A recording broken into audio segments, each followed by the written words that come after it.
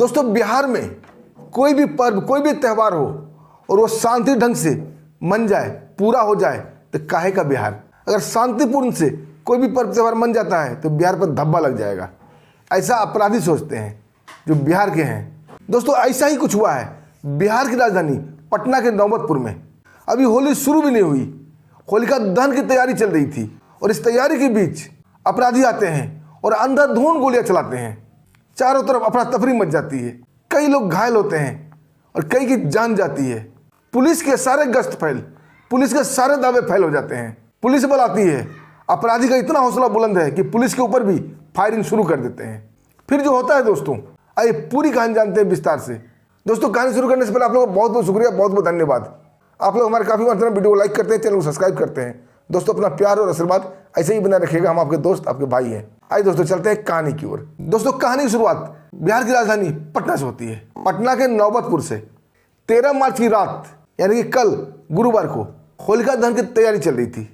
लोग अपने अपने घरों में होलिका दहन की तैयारी कर रहे थे। एक व्यक्ति जिनका नाम था ललन यादव अपने 2 भतीजे प्रेमजीत कुमार और प्रेम कुमार के साथ होलिका दहन की तैयारी में जुटे हुए थे ताकि वो जाके जगह पर होलिका दहन कर सकें। दोस्तों आपको पता है बिहार में होलिका दहन की तैयारी बड़ा ही जोर शोर से चलता है। जो लोग बिहार के नहीं हैं, अलग प्रदेश के हैं, थोड़ा उन्हें मैं जानकारी दे दूं कि बिहार में होलिका दहन की तैयारी कैसे चलती है और क्या किया जाता है। दोस्तों बिहार में होलिका दहन की तैयारी ऐसे चलती है पुरानी मान्यता और धर्म के अनुसार। सबसे पहले अरंडी का पेड़ को काटा जाता है और इस हिसाब से काटा जाता है कि उस डंडे में 3-4 कोण निकला हुआ होना चाहिए और घर में जितने भी मेल सदस्य हैं यानी कि मर्द हैं उतने डंडे काटे जाते हैं। उन सब डंडों को काट कर छील के अच्छा से सॉफ्ट बना लिया जाता है। उसके बाद जो धान का जो पेड़ होता है उसको हम लोग बोलते हैं पुआल, उस पुआल को उस पर लपेटा जाता है और अच्छे तरीके से बांधा जाता है और उस पुआल में मिक्स किया जाता है चिकना यानी कि तीसी। तीसी के पौधे को पुआल के साथ लपेट कर उस अरंडी के पेड़ में बांध दिया जाता है। घर में जितने भी मर्द पर्सन है यानी मेल पर्सन है, चाहे वो घर में रह रहे हों या घर के बाहर दिल्ली, पटना, हाईवे कहीं भी रह रहे हों, उनके नाम से भी उतने लोग के काटा जाता है। उसके बाद पंडित जी टाइम बताते हैं कि होलिका दहन रात को इतने बजे होगा। उस टाइम पर पूरे गांव के लोग उस अरंडी के पेड़ को अपने कंधे पर उठा के उसके साथ साथ गोईठा, जिसको उपला बोलते हैं, जो गोबर से, गाय के गोबर से बनाया जाता है, वो उपला का ढेर, कोई घी, कोई शक्कर, कोई कुछ भी अपना लेके जाता है। और गांव में एक नियत स्थान होता है जहाँ की होलिका दहन होती है। पूरे गांव के लोग उस नियत स्थान पर पहुँच जाते हैं और अपने साथ लाए गए उस अरंडी के पेड़ को वहाँ लगा दिया जाता है। उसके बाद गोईठा को सजा दिया जाता है। उसके बाद जो लाया था, कोई टायर लाया था, कोई केरोसिन तेल लाया है, कोई सरसों तेल लाया है, कोई घी लाया है, सब उसके ऊपर डाल दिया जाता है। दोस्तों डालने के बाद पंडित जी मंत्र उच्चारण करते हैं। उसके बाद अग्नि संस्कार शुरू होती है, उसमें आग लगा दिया जाता है और होलिका धू धू करके जलने लगता है। वहाँ कई प्रकार के धार्मिक नारे भी लगाए जाते हैं। जल जाने के बाद जो सभी लोग होते हैं गांव के, वो तो अपने अपने घर वापस आ जाते हैं, लेकिन जो लफंडर लड़के हैं, अपराधी तत्व के लोग हैं, वो अपने घर वापस नहीं आते हैं। वो रात को ही वहीं से पीना शुरू कर देते हैं। उनकी पेकड़ी शुरू हो जाती है और पीने के बाद गाँव में वो घूमने लगते हैं और गाँव में अफरा तफरी मचा देते हैं। सब लोग सोए रहते हैं। वो क्या करते हैं, किसी के अच्छा दरवाज़ा बना हुआ है, शांत दरवाज़ा बना हुआ है, साफ़ सुथरा है, उसके ऊपर गोबर डाल देंगे, कीचड़ डाल देंगे, यहाँ तक कि लैट्रिन भी डाल देंगे। किसी के घर के बाहर मरे हुए जानवर का हड्डी टांग देंगे। किसी के घर के बाहर अगर चौकी रखा हुआ है, बेंच रखा हुआ है, टेबल रखा हुआ है, खटिया रखा हुआ है, वो सामान उठा कर ले जाकर होलिका दहन में डाल देंगे और जलने के लिए। मतलब वो सामाजिक तत्व रात भर में पूरे समाज को तहस नहस कर देते हैं। सुबह जब लोग सो के उठते हैं और अपने अपने सामान को ढूंढने लगते हैं, पूछताछ शुरू होती है, तो पता तो चल ही जाता है कि गांव के लफंडर कौन कौन है। और जब लोग उससे पूछताछ करते हैं तो वो झगड़ा शुरू कर देता है, क्योंकि वो आपे से बाहर आता है होली के दिन। होली के रात से ही पेकड़ी शुरू रहती है उनकी और नशे में उसे बगजग करता है, फिर झगड़ा शुरू हो जाता है। और दोस्तों झगड़ा इतना हो जाता है कि फिर लाठियाँ चलती है, तलवारें चलती है, बर्छे चलते हैं, भाले चलते हैं और अब तो गोलियाँ दनादन चलने लगी है। उसके बाद फिर शुरू हो जाता है मुकदमाबाजी। पुलिस आती है, कई लोगों को गिरफ्तार करके ले जाती है। फिर दोनों पक्ष कोर्ट कचहरी के चक्कर लगाना शुरू करते हैं, पानी की तरह पैसे को बहा देते हैं। ये थोड़े से असामाजिक तत्व, थोड़े से गुंडे प्रवृत्ति के लोग समाज को ऐसी हालत में पहुंचा देते हैं दोस्तों, जहां सामाजिक काफ़ी बेइज्जती होती है, काफ़ी बदनामी होती है। और इसमें जो लोग झगड़ा करते हैं तो करते ही हैं, निर्दोष लोग भी मारे जाते हैं जिसको इस झगड़े से कोई लेना देना नहीं होता है। दोस्तों ऐसा ही कांड हुआ है पटना में, पटना के नौबतपुर में और पटना के एक पत्रकार थाना क्षेत्र में। कई कांड हुए हैं, आपको सब कांड बारी बारी से बताएंगे दोस्तों। वीडियो को स्किप नहीं कीजिएगा, बड़ा इंटरेस्टिंग वीडियो है और एक शिक्षा देने वाली वीडियो है, एक सबक देने वाली वीडियो है कि हमें होली किस तरह मनाना चाहिए ताकि हमारी जान माल की हानि ना हो। दोस्तों ऐसे ही पटना के नौबतपुर में एक चाचा और दो भतीजा, चाचा का नाम था ललन यादव और भतीजा का नाम था प्रेमजीत कुमार और दूसरे का प्रेम कुमार। ये लोग होलिका दहन करके वापस आ रहे थे, क्योंकि ये सब लोग थे। तभी दोस्तों मोटरसाइकिल से कुछ लोग उतरते हैं, उनसे कुछ बहस हो जाती है और ऑटो को रोकने के बाद उन पर धनाधन फायरिंग शुरू कर देते हैं। दोस्तों इस फायरिंग में तीनों गंभीर रूप से घायल हो जाते हैं। जब फायरिंग की आवाज़ सुनकर लोग वहाँ पे आते हैं और देखते हैं तीनों वहाँ पे गिरे हुए हैं, उन्हें कैसे भी करके फटाफट हॉस्पिटल ले जाया जाता है। दोस्तों हॉस्पिटल पहुँचते ही उनमें से एक आदमी को डॉक्टर मृत घोषित कर देता है, एक गंभीर रूप से घायल है और वहाँ इलाज चल रहा है। अब ये पुलिस का मामला था, पुलिस केस था।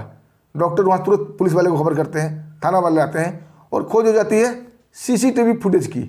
जब पुलिस सीसीटीवी के आधार पर अपराधियों को पीछा करते हैं, उन्हें पकड़ने की कोशिश करते हैं, तो दोस्तों बिहार में अपराधी के हौसले इतने बुलंद हैं कि वो पुलिस के ऊपर भी फायरिंग शुरू कर देते हैं।